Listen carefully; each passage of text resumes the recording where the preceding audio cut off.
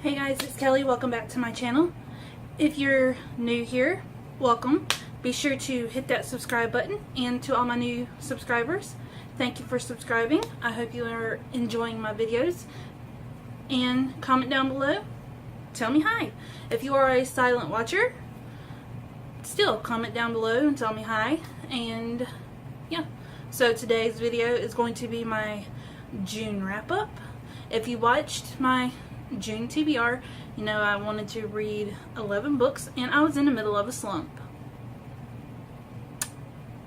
I ended up reading 6 books. It's not bad, but it was not great neither. And if I keep changing color, it's cloudy outside. So let's just jump right into the wrap-up. The first book I read for the month of June was The Ocean at the End of the Lane by Neil Gaiman. I have been wanting to read this book for a while, and I like Coraline. I've never read Coraline, but I like the movie, and I've heard that the book for Coraline is great and that Neil Gaiman is an awesome author. So I wanted to give his books a try, and I heard a lot about this. I heard a lot of mixed things, that some people enjoy it and some people just don't get it. I was one of the ones that read it in a slump and did not enjoy it. If you have not heard about this book, it's a coming of age story about this dude who has these neighbors at the end of his lane, and they're magical, witchy. The only character that made an impact on this reading and that I remember immensely was Ursula Mountain, and she was the villain. So I will be rereading this sometime in the future, but I will be listening to the audiobook. I think I gave it a 3 out of 5 stars. And it was really hard for me to review this on my blog because I didn't know what the fuck to say. But yep, my first Neil Gaiman book, and it did not go so well. The second book that I read during my slump, and once again did not enjoy when I wanted to enjoy immensely, was Lemony Snicket, the unauthorized autobiography. It's just told in multimedia format. It's got pictures and newspaper clippings and messages and interviews and like script type deal. This is a companion novel to the series of unfortunate events, and it just talks about the VFD and Lemony Snicket and Jacques Snicket and the Baudelaires and stuff like that.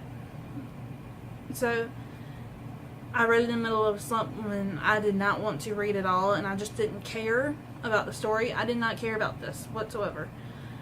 I ended up giving it a 3 out of 5 stars because it did make me laugh at some points, but other times I was just like, why the fuck am I reading this? It's just a waste of time. But I'm going to be getting this for our collection because I'm buying the Netflix tie-in editions of a series of unfortunate events, and I need all the books surrounding that series. 3 out of 5 stars. If you read the series of unfortunate events books and you love them and you watched the show, I would recommend, but it doesn't make any sense. The next book that I read out loud with my kids. It was Samantha's review copy of The Crowns of Crosswalled by D.E. Knight. I found LitPick one day through an ad, litpick.com, through an ad from YouTube, and it's for student reviewers from 3rd grade all the way up till college. And so this is her first book, and it's about magic. I say it's Harry Potter meets the Lunar Chronicles. It's got a lot of similarities from Harry Potter and the Lunar Chronicles, and it was amazing. It's a middle grade, and it reads like a middle grade. It's written like a middle grade, and it's very juvenile. It makes you want more, and the ending was left on a cliffhanger. I'm not going to say it, but we ended up giving it a 4 out of 5, and I will link Samantha's review down below, and I know I have to link it below in the other 2 videos that I've recently posted. This is so good. It's a lot of magic, and it's got a lot of bullying in it. So if you read this with your kids, be aware of that trigger warning for bullying. My kids have not faced bullying, but growing up, Casey and I experienced a lot of bullying. We were bullied a lot, and yeah, so it kind of affected me and brought up some childhood memories, but yeah, it was still good. Highly enjoyed it. And the second book comes out next year in the early months. It says early 2019, so yeah, and it's got a title. So go follow this author on Instagram. I will leave her Instagram down below. She's super nice, super sweet. The next book got me sort of out of my reading slump, and it was City of Ashes. I read the first book back in March, and it was okay. I didn't really enjoy it. I thought it was very juvenile. Continue on with the series. I didn't want to waste my money, so I ended up picking up the second book in June, and it got me out of my reading slump, sorta. It kept me wanting to come back for more. I loved the storyline. I liked how it was more action-packed than the first one. But the only thing that I had a problem with was Simon. I fucking hate Simon. I loved him in the first one. He was, well, I didn't love him, but he was alright in the first one. But in this one, he's just too forcefully, he's too clingy, and he's got issues. He was too expectant of Clary. Clary was still annoying. The only character I really, really loved was Magnus Bane. He's my favorite character. He made me laugh when that scene where Jace looks dead and he offers to kick him. So that made me laugh. I was reading it late at night, and I woke my husband up by laughing. It was that funny. I ended up giving this a 4 out of 5. And I will be reading the third book, City of Glass, in this month. So, City of Ashes by Cassandra Clare. Liked it, but still mediocre, juvenile. The next book that I read was for my review for Tyndale House Publishing. It is Before I Saw You by Amy K. Sorrells. And I read this book in 2 days. The first half of the book is damn good. It's about this girl who lives in this town where there's a very bad heroin epidemic. Her mom is in prison because she was a heroin user and a dealer, and she is going through a traumatic experience. She is working at this diner one day, and they get a new employee, and they become fast friends, and he ends up basically trying to save her, or he does save her. But I read the first half so damn quickly. I thought I was going to be up all night reading it, and then I stopped. The second half, that's when things started going downhill. It was very repetitive. It was like she kept repeating her circumstances over and over and over again, and it got tiring real quick. And also the Jesus talk and the amount of scripture in this book amped up. It was just like every other page or every other paragraph there was talking about God and Jesus, and he wants you to do this, but he will understand if you do that. And it was, as y'all know, I'm not very religious, but I will read about it. But if there's too much of it, like in the second half of this book, that's when I just, no. So I ended up giving this a 3 out of 5 stars. It kept my interest in the first half, and then I put it down. and the second half just got off. The relationship between JC and Gabe was cute, but it was very childish, very teenagery, and they're not teenagers in this book, or at least I don't think she's a teenager.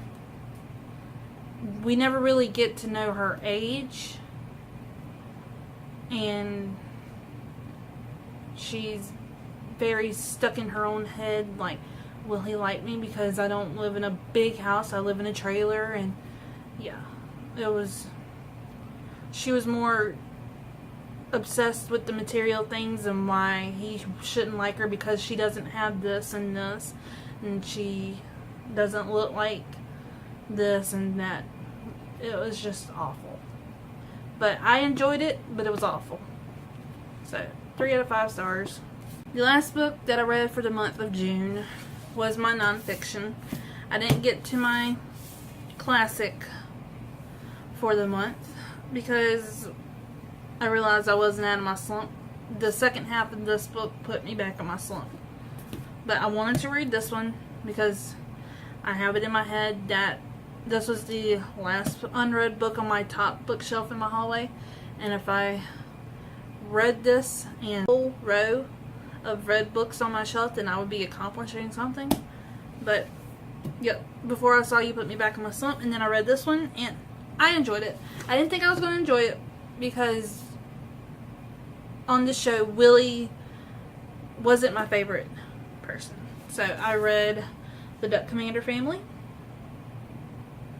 by Willie and Corey Robertson. Watching the show, Willie and Corey weren't my favorite. They were like at the bottom. It was Cy, Phil and Kay, Jep and Jessica, Jason, Missy, and then Willie and Corey. But I really enjoyed it, and their chapter headings are recipes that have been through their lives and have made much impact. And it's also got recipes in here for these title headings. So chapter 6 is roadkill, and so the recipe at the end of chapter 6 is crawfish balls, which is not really roadkill, but in Miss K's cookbook she does have a recipe for squirrel. So let's see, here's another one, and it's got pictures in the middle. These were fun to look at.